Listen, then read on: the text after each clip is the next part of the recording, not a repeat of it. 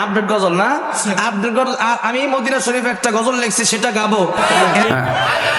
ও মদিনার মাটি রে, সকল সুখ বুঝি তোর কপালে। ও মদিনার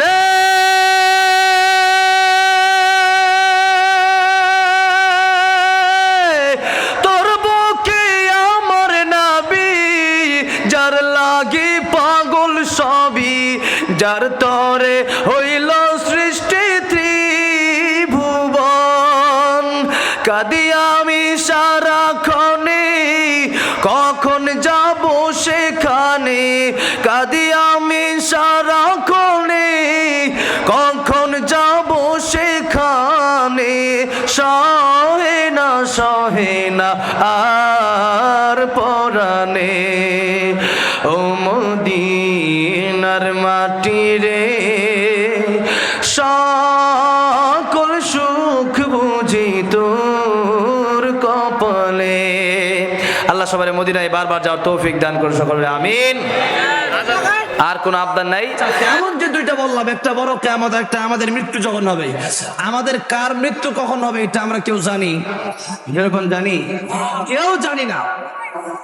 কার মৃত্যু কখন হবে এটা আমরা জানি না।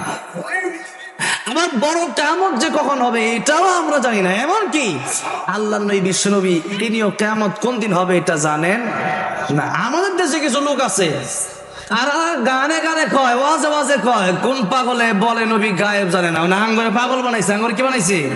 পাগল বানাইছে। আমরা না কি বলি নবী গায়েব যায় না? নবী কি গায়েব যায় নাকি? গায়েব একমাত্র কে জানে? যখন কে জানে?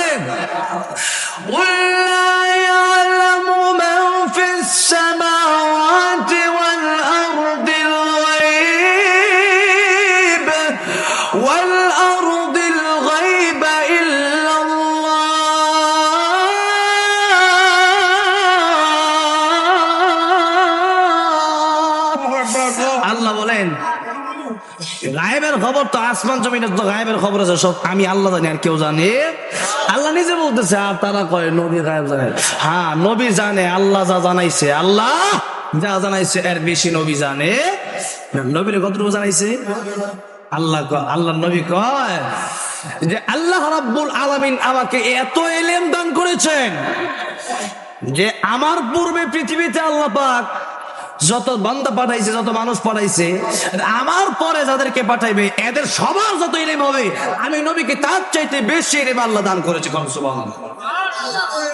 তবে এর চাইতে বেশি জানে না। দেখেন হাদিস জিবরাইল নামে মিশকাত শরীফের হাদিস, প্রথম যে হাদিসটা, আল্লাহ নবী বিশ্বনবী রাহমাতুল লিল আলামিন, ওনার কাছে জিবরাইল আলাইহিস সালাম আসলেন। আয়েশা মানুষের সুরতে আসলেন। এসে কয়, ইয়া রাসূলুল্লাহ, ইয়া হাবিবাল্লাহ, আখবিরনি আনিল ইসলাম, আখবিরনি আনিল ঈমান। এরকম করে করে প্রশ্ন করতেছে আল্লাহর নবীকে। তো এমন এমন প্রশ্ন করতেছে, সাহাবায়ে কেরামরা খুশি। যে কেন খুশি? যে কিছু প্রশ্ন দেখা গেছে অনেক সময় মুরব্বীদেরকে বা উস্তাদদেরকে ছাত্ররা করার সাহস পায় না, তাদের সম্মানের কারণে। তো এখন সাহাবায়ে কেরাম তো সব প্রশ্ন করতে পারতেছে না। এখন জিবরাইল আলাইহিস সালাম আয়েশা আল্লাহ নবী বিশ্বনবী রাহমাতুল আলামিনকে প্রশ্ন করলেন। এরকম মোটামুটি তাহলে ঠিক আছে, শেষ করে দেই। মনে রাখতে হবে দুরূদ শরীফ পড়ে, আল্লাহুম্মা সাল্লি আলা মুহাম্মাদ ওয়া আলা আলি মুহাম্মাদ কামা সাল্লাইতা আলা ইব্রাহিম ওয়া আলা আলি ইব্রাহিম ইন্নাকা হামিদুম মাজিদ। اللهم بارك على محمد وعلى آل محمد كما باركت على إبراهيم وعلى آل إبراهيم إنك حميد مجيد. হুজুর আছে? হুজুর দিনার একটু বলেন না হুজুর। হুজুর কই? যারা আরেকটা করে বলতেছেন এরাই একটু, আমি এখন 10 মিনিট দাঁড়িয়ে যাইতেন কইটা, এখন গজল গাওয়ার জন্য বলছে, ঠিক আছে। তারপরে 12:30টার ভিতরে এমনি 4-10 মিনিট 40 পর্যন্ত আমার দেন সময়। এর ভিতরে আজকে তো হুজুর আলহামদুলিল্লাহ আপনার দিছেন হুজুরের কাছে। আমি মুসাফির মানুষ, মাদ্রাসার জন্য কেউ দিবেন 1000 2000 এরকম কেউ আছেন আরো? হুজুর আপনার হাতে 1000 2000 দিব, পরে দিব। আমরা হুজুরা কেউ নাই না, এটা কোনো কথা হইলো? হ্যাঁ, মোনাজাত করে দিব। হুজুর কোথায়? চলে আসেন, আপনারা নিয়ে মোনাজাত করি। কারণ এই জন্য 12টার পরে ওয়াজের যৌবন বয়স হইলো এসা থেকে 12টার আগে না, এসা থেকে 11টা পর্যন্ত। 11টা পরে আস্তে আস্তে মানুষের মন যায় বাড়ির দিকে, কারণ বাড়িতে অনেকের স্ত্রী আছে, অনেকের সন্তান আছে, তাদের বাপ ছাড়া ঘুমায় না, যখন ঠিক থাকবে ঠিক। এই জন্য অনেকে বাড়ির দিকে মোহতাজ হয়ে যায়। এই জন্যে এই আগামীতে আমরা যারা বক্তা আছি, বিশেষ করে আমার পরিচিত যারা আছে, এদেরকে নিয়ে মিটিং করব। অনেক ওলামা কেরামের সাথে কথা হয়েছে আমার, আগামী বছর যত মাহফিল হবে, আমরা এরকম সমস্ত বক্তারা যদি বলে দেই 10টার পরে কোনো মাহফিল হবে না, সবাই ঠিক মতো ঘুমাবে, হ্যাঁ, ফজর নামাজ ঠিক মতো পড়বে। এটা যদি হয় তাহলে এই মাহফিলের সৌন্দর্য থাকবে। আর যারা 3টা পর্যন্ত হয় তাহলে লাভ কি? একজন উঠে যাইতেছে, উঠে যাইতে এরকম ওইটা দেখলে বক্তার মনোযোগ নষ্ট হয়ে যায়। কথাটা বুঝতে পারছেন? এই জন্য আসেন, এখন আর লম্বা করার দরকার নেই। যতটুকু বলছি এর উদ্দেশ্য হলো যে কিয়ামত হবে, কিয়ামত কায়েম হবে, আমাদের মৃত্যু হবে। তা আমরা জানি না, আল্লাহ করে, আল্লাহ গোপন রাখছে। আল্লাহ কি রাখছে? গোপন রাখছে কিয়ামত। কেউ পৃথিবীর মানুষ এখন থেকে তোমরা সাবধান হয়ে যাও, এখন থেকে সুদ ছেড়ে দেওয়া লাগবে, নাকি আর 3 দিন পরে মৃত্যু হবে এই জন্য সুদ কালকে থেকে ছাড়বেন? সুদ এখন থেকে ছেড়ে দেওয়া লাগবে, যেরকম ঠিক না ঠিক। নামাজ আগামী শুক্রবার থেকে না, আজকে থেকেই, আজকে থেকে দেওয়া লাগবে। আল্লাহ কবর করবেন, আমিন। আরেকটা অনুরোধ, যার দাড়ি নাই এরা নবীর মোহাব্বতে দাড়ি রাখবেন ইনশাআল্লাহ। কবরে গেলে আপনার আযাব মাফ হবে ইনশাআল্লাহ। দাড়ি করে রেখে দিবেন। এখন আছেন গজল গামো, আমাদের সময় তো আমরা দিতে পারি। হ্যাঁ, না এখন আর সময় নেই। মানুষ যেভাবে মোটামুটি শুরু করতেছে, একটু পরে মাইক ম্যান ছাড়া দেখবেন কেউ থাকবো না, পরে আমার মান সম্মান যাইবো। থাক, মান সম্মান যাতে শুধুমাত্র গজল লাগে শেষ করি। কারণ আমাকে যদি 10টায় সময় দেওয়ার কথা, 10টায় দিলে 2 ঘন্টা করতাম, কোনো সমস্যা নেই। কিন্তু এখন 12টা পরে দিলে তখন আলোচনা করা সম্ভব না। এরপরেও হয়তো 2-1টা গজল গাইতে পারি। হ্যাঁ, আপডেট গজল না, আপডেট গজল।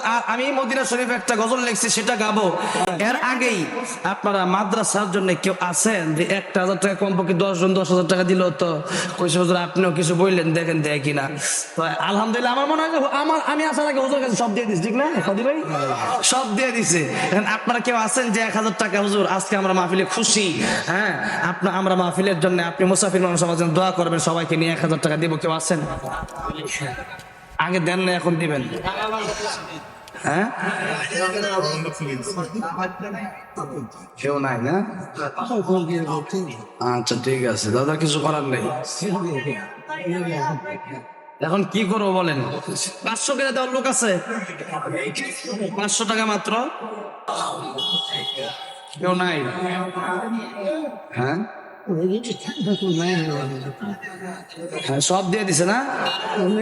আচ্ছা, কমপক্ষে 5 জন 5,000 টাকা করে দেন, তাহলে আমার সম্মানটা ঠিক থাকুক। যে হুজুরের কাছে বলছিলাম, হুজুর বলছে, হ্যাঁ, জিকির করি লা ইলাহা ইল্লাল্লাহ, লা ইলাহা ইল্লাল্লাহ, লা ইলাহা ইল্লাল্লাহ।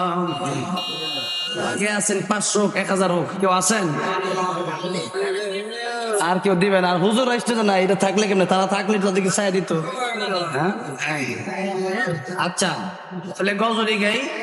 এখন আর দেরি করে কোনো লাভ নাই। এখন আপনাদেরকে নিয়ে একটা ইসলামী সঙ্গীত নাত রাসূল সাল্লাল্লাহু আলাইহি সাল্লাম গাইবো। সবাই গাইতে হবে, রাজি আছেন ইনশাআল্লাহ? ঘুম ভেঙে দিতে হবে, রাজি আছেন? আপনি কয়েছিলেন ভাই? হ্যাঁ, সবাই আমার সাথে গজল গাইতে হবে রাসূল সাল্লাল্লাহু আলাইহি ওয়াসাল্লামের ভালোবাসায়, রাসূল সাল্লাল্লাহু আলাইহি ওয়াসাল্লামের প্রেমে। এর আগে ঘুমটা আগে ভেঙে নেই। নারে তাকবীর, কোরআন সুন্নাহ যেখানে। আচ্ছা, আগামীতে আমাকে আনলে আপনারা 12টা আগে দিবেন, ঠিক আছে ইনশাআল্লাহ হুজুর? কারণ দেখছেন তো মানুষ যাইতেছে, কি করবো? নাইলে এখন ঠিক মতো যে ওয়াজ করলাম ওইটাও তো বিষয় ঠিক মতো বলতে পারলাম না।